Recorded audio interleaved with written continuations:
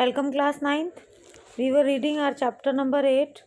A house is not a home. And let us continue our story. अभी तक हमने story में क्या देखा या क्या पढ़ा था कि जो राइटर है उनकी जो मदर है वो अंदर वापस फायर लगी हुई है घर में, वापस चली जाती हैं अपनी कुछ इम्पॉर्टेंट चीज़ें कलेक्ट करने। और जब वो बाहर आती हैं तो वो फेंट हैं, वो बेहोश हुई हैं। तो आगे कंटिन्यू करते हैं। She is going to be okay, said the fireman. She just inhaled a little smoke and then he ran back to fight the fire while my mother and I sat there dazed. कहते हैं कि जो fireman थे वो मुझे दिलासा दे रहे थे कि तुम्हारी मदर जल्दी ठीक हो जाएगी, क्योंकि उन्होंने थोड़ा सा स्मोक जो है वो इनहेल कर लिया है, बहुत ज़्यादा सांस के साथ अंदर ले लिया है, इसलिए वो थोड़ा सा बेहोश हो रही हैं, अदरवाइज़ वो ठीक हो जाएंगी।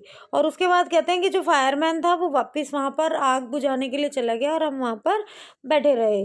आई remember watching my house burn down and thinking that there was nothing I could do about it.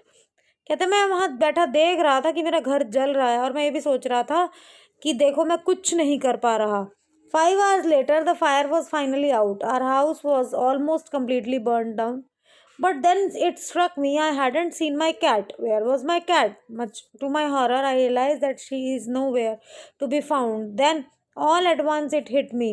The new school, the fire, my cat. I broke down in tears and cried. I was suffering loss big time. कहते हैं एकदम बैठे बैठे मुझे ध्यान आया कि मेरी कैट कहाँ गई, वो तो मुझे दिखी ही नहीं। बहुत ज़्यादा मतलब फिर तो कहते हैं एक के बाद एक दुख मुझे याद आते गए कि मेरा नया स्कूल, मेरी कैट, आग लग गई घर में। मतलब कहते हैं कि उसके बाद तो मैं लिटरली रोता रहा, बहुत ज़्यादा मैं रोया। The fireman wouldn't let us go back in to the house that night. उस रात हमें घर में घुसने नहीं दिया गया और ये बहुत डेंजरस भी था जाना। डेड और alive I couldn't imagine living without knowing about my cat. कहता है कि मैं अपनी कैट के बिना जीने के बारे में सोच भी नहीं सकता था, चाहे वो जिंदी या मरी जैसी भी, कहते मुझे पता तो चले कि वो है कहाँ। Regardless I had to go.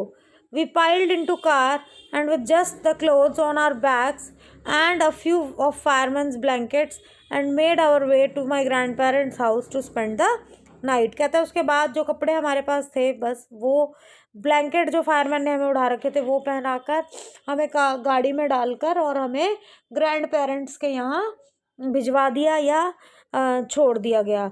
Next Monday I went to school. When the fire broke out I was still wearing the dress I had worn to church that morning, but I had no shoes.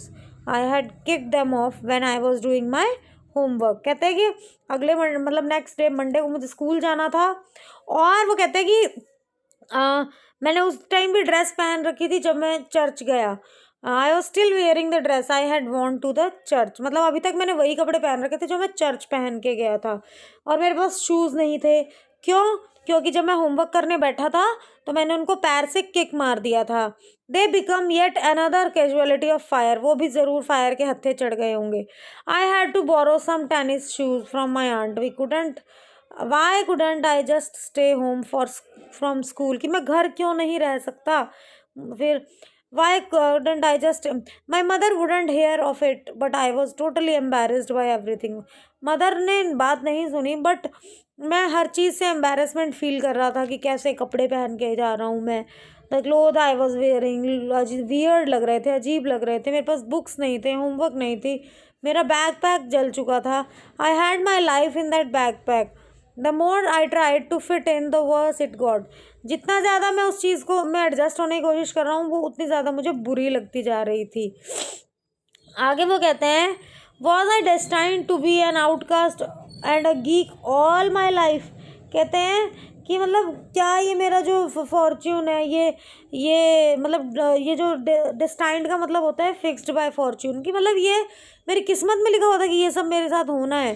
That's what it felt like. क्योंकि वो ऐसा ही लग रहा था। I didn't want to grow up, change और have to handle life if it was going to be this way. कि मतलब मुझे बड़े ही नहीं होना, मुझे ज़िंदगी को संभालना नहीं है अगर ज़िंदगी इतनी परेशानियाँ देती है तो। I just wanted to curl up and die. मतलब मैं तो रेंगता रहूँ और उसके बाद मैं मर जाऊँ। मैं तो बस यही चाहता हूँ। मैं तो चाहता ही नहीं कि ज़िंदगी में मतलब इतनी परेशानियाँ मुझे झेलनी पड़े। I walked around school like a zombie, zombie की तरह मैं वहाँ पे घूम रहा था। एवरीथिंग फेल्ट सरल, सरल होता है स्ट्रेंज, कि मतलब अजीब सा लग रहा था देखने में भी। I was not sure what was going to happen, मुझे पता नहीं चल रहा था। All the security I had known from my old school, my friends, my house, my cat had all been ripped away. मतलब सब कुछ कहता है मेरे जो फ्रेंड्स थे सब बिखर गए थे। When I walked through what I used to be my house after school that day, I was shocked to see how much damage there was. Whatever hadn't burned was destroyed by water and chemicals they had used to put out the fire. कहते हैं बाद में school ख़त्म होने के बाद जब मैं अपने घर गया तो वहाँ मैंने जाके देखा कि आग से तो जो नुकसान हुआ था वो हुआ था, बाकी जो बचा था वो पानी से या जो केमिकल डाल के उन्होंने आग बुझाई उससे सारा सामान जो था वो डिस्ट्रॉय हो चुका था। फ़ोटो एल्बम, डॉक्यूमेंट्स और कुछ अदर पर्सनल आइटम्स जो मेरी मदर ने मैनेज की बचाने के लिए, बस वही बची थी। But my cat was gone and my heart ached for her. मेरा दिल दुख रहा था मेरी कैट के लिए कि मेरी कैट पता नहीं कहाँ चली गई है। There was no time to grieve, दुखी होने का समय नहीं था। मेरी मदर ने मुझे उस घर से बाहर निकाला। We would have to find place to live, I would have to go buy some clothes for school. उसकी मदर उसको झट से घर से बाहर निकाल देती हैं और कहती हैं कि अब हमें नई जगह ढूंढनी पड़ेगी रहने के लिए, और मैं तुम्हारे लिए कुछ कपड़े भी ले आऊँगी। We had to borrow money from my grandparents because there were no credit cards, cash और even any identification to be able to withdraw the money from bank. कोई क्रेडिट कार्ड, कैश, चेक, कुछ भी मतलब कोई document बचा ही नहीं था जिसको दिखा के हम बैंक से पैसे निकलवा पाते। तो ग्रैंड पेरेंट्स से ही उधार मांगना बचा था। Everything had gone up in smoke, मतलब सब कुछ जल के राख हो चुका था। That week the rubble that used to be our house, rubbish, rubble होता है डेब्रिस, डेब्रिस मीन्स कूड़ा, मलबा। That week the rubble that used to be our house was being cleared off the lot, even though we had rented an apartment nearby. I would go over to watch them clear away debris, hoping that my cat was somewhere to be found. कहते हैं वहीं पर हमने apartment rent पे ले लिया था और इस उम्मीद में मैं देखता रहता था जब वहाँ से कचरा साफ हो रहा था कि शायद मेरी कैट जो है वो कहीं से आ जाए और मुझे मिल जाए। She was gone, I kept thinking about her as that vulnerable little kitten. मतलब उसके बारे में मैं सोचता ही रहा कि वल्नरेबल होता है नाजुक सा छोटा सा बिल्ली का बच्चा था वो। In the early morning when I would disturb her and get out of bed she would tag along after me, climb up my robe and crawl into my pocket to fall asleep. I was missing her terribly. कि मतलब कहते हैं कि मेरे over coat से jump करती थी, मेरे कोट में घुस जाती थी सोने के लिए क्रॉल करके। ये सारी चीज़ें मैं अपनी किटन की मिस कर रहा हूँ। It always seems that bad news spreads quickly. In my case it was no difference. कहते कि मेरे केस में भी ऐसा ही हुआ, मतलब जो बुरी खबर थी वो सब जगह फैल चुकी थी। स्कूल में सबको पता लग गया था, टीचर्स को, और सबको पता था मेरी प्लाइट के बारे में, मेरी दुर्दशा के बारे में। I was embarrassed as if somehow I were responsible.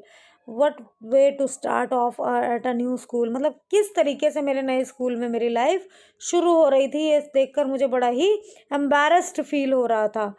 This was not the kind of attention I was looking for, इस तरह की अटेंशन मुझे नहीं चाहिए थी। The next day at school people were acting even more strange than usual. अगले दिन तो मुझे और भी ज़्यादा अजीब लग रहा था स्कूल में। I was getting ready for my gym class at my locker, people were milling around me.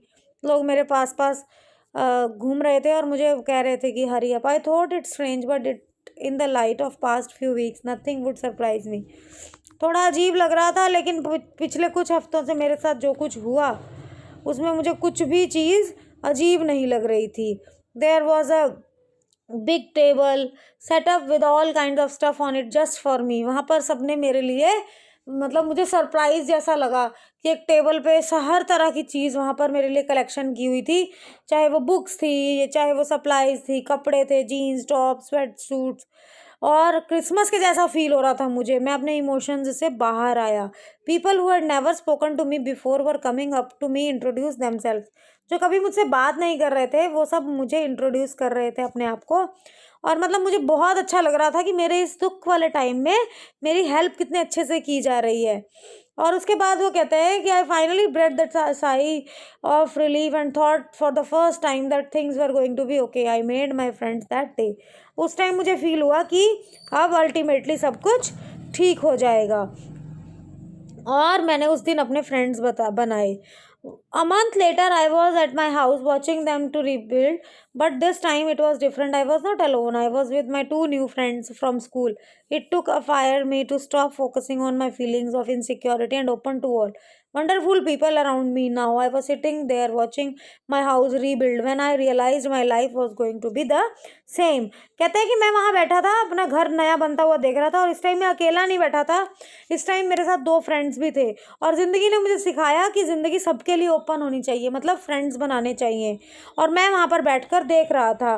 While we sat there on the kerb, कहते हैं कि जब हम वहाँ पर बैठे देख रहे थे घर को बनते हुए, तो वहाँ पर कहते हैं कि मैंने किसी को आते हुए सुना बिहाइंड, और उसने कहा does this belong to you, कि ये तुमसे बिलोंग करती है। जब मैंने पीछे मुड़कर देखा who it was, I couldn't believe my eyes, मैं अपनी आंखों को देखकर यकीन नहीं मान पाया।